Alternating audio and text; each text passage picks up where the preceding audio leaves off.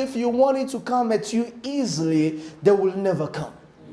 You need to learn how to take risks. You need to learn how to go against the odds. You need to learn how to go against established principles for you to get what you desire and for you to reach what you need to reach. And your ability to take risk will actually determine how bad you want the thing.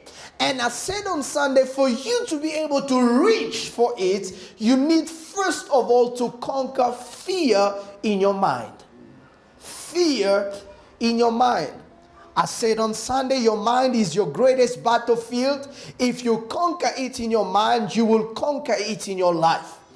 And don't let the devil play with your minds. Don't ever let the devil play with your mind. You will need to understand, as I come in now for tonight, every battle you will ever win will first of all will start with you winning in your mind. Every battle you will ever win will first of all start with you winning in your mind. Every battle you will ever win will first of all start with you winning in your mind. If you can't win it in your mind, you will never win it physically. If you can't win it in your spirit, you will never win it in physical life, because you cannot be a champion within yourself when you don't see yourself as a champion.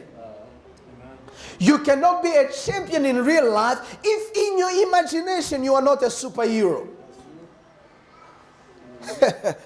You gotta see yourself as Superman. You gotta see yourself beyond just Clark Kent. You gotta see yourself as Superman for you to be able to reach certain things you want to reach in life. Why? Because you got to see it within yourself. If you don't see it with your mind, you will never see it with your eyes. Amen. Am I talking to somebody? Amen. Proverbs 23 verse 7. The Bible says, as a man thinks in his heart, as a man thinks, as a man in his, so is he in real life. Now, who stops you from thinking? Who stops you from thinking? No one. So you can think anything you want to think and you become it in real life. But the Bible says the problem is that we get so confined. We always want to conform. That's the reason why the Bible says, do not conform to the pattern of these words, but be renewed. Renew your mind. Be transformed by the renewing of your mind.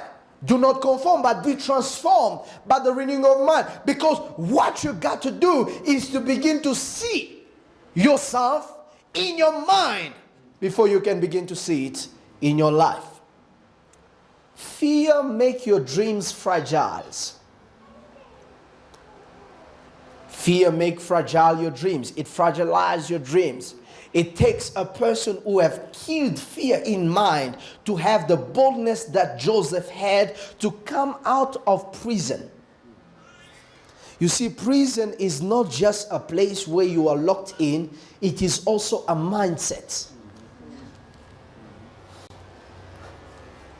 Prison is not just a place where your freedom is constrained. Prison is not just a place where you are constrained, a place where you can't move around, a place where you can't go out, visit people the way you want to. But prison is a place where your mind is also confined.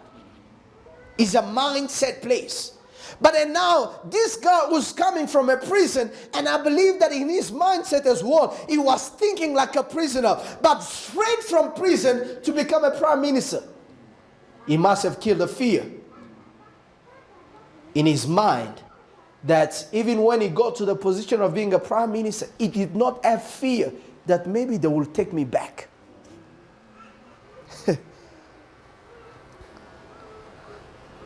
You see, you go through certain seasons in your life and you think that those seasons will last forever. They will never pass away. And all of a sudden, God surprises you and He takes you out of that situation. He removes you out of that situation. He takes you, deliver you out of that situation.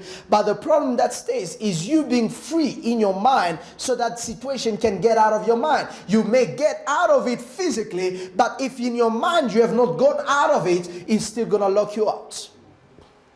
Now imagine, yesterday you were a slave, yesterday you were a prisoner, and today there you are giving orders. It takes boldness. He faced Pharaoh. He ruled over Egypt as if he went to school for that position. You see, that's the reason why I like sometimes confident people. Confident people do not always know what they have to do. But the fact that they are confident, you believe that they know what they're doing.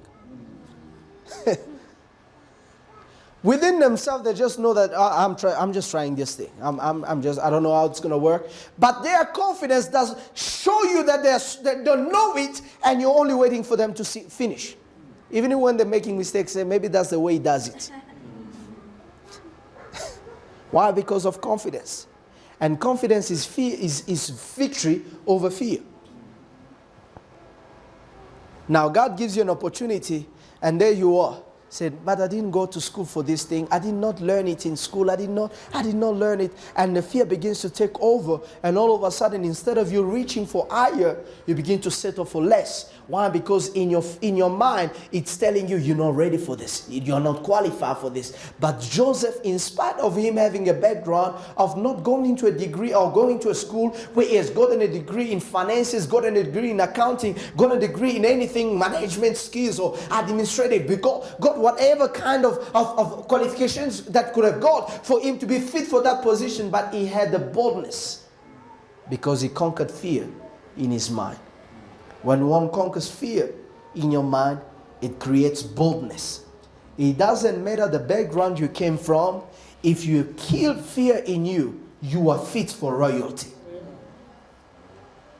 When you overcome and kill fear in your mind, your language changes. Let's look at two scenarios. First of all, those that have not overcome fear. Judges chapter 6 verse 15. The Bible says that God came to Gideon. Judges chapter 6 verse 15. He told him, mighty man of valor, I have chosen you to go deliver the people. Look at the response that Gideon said. So he said to him, oh my Lord, how can I save Israel? Indeed, my clan is the weakest in Manasseh, and I am the least in my father's house. If you have not overcome fear, you will always have a language of minimizing your own potential.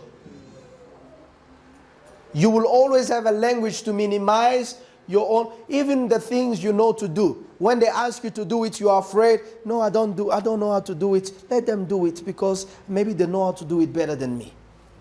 You minimize your potential. You minimize what you can do. The second thing,